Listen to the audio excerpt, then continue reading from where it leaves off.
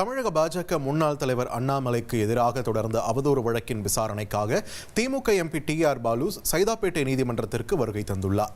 இது தொடர்பான கூடுதல் தகவல்களை வழங்க இணைகிறார் எமது செய்தியாளர் சாலமன்.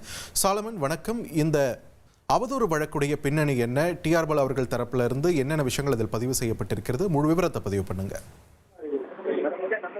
பாஜக முன்னாள் மாநில தலைவரான அண்ணாமலை திமுக மீது ஒரு குற்றச்சாட்டை தெரிவித்தார். கடந்த 2023ஆம் ஆண்டு ஏப்ரல் 14ஆம் தேதி திமுக ஃபைல்ஸ் என்ற பெயர்ல திமுக பொருளாளர் டி.ஆர். பாலு உள்ளிட்டோரோட சொத்துக்கள் குறித்த பட்டியலை வெளியிட்டார்.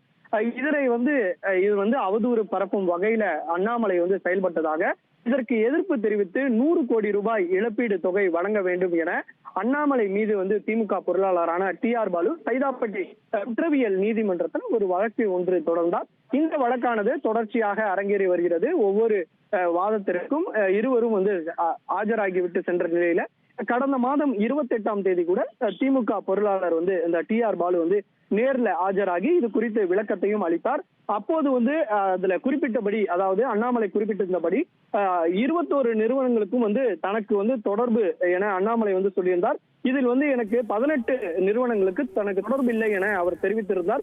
அப்போதும் விளக்கத்தை அளித்திருக்கக்கூடிய நிலையில் தற்போது மீண்டும் இன்று விசாரணைக்கு ஆஜராக வேண்டும் என சைதாப்பேட்டை நீதிமன்றம் தெரிவித்தபடி அவர் இன்று டி.ஆர். பாலு 11 மணி அளவுல அவர் சைதாப்பேட்டையில் இருக்கக்கூடிய வளாகத்துல ஆஜராகினார்.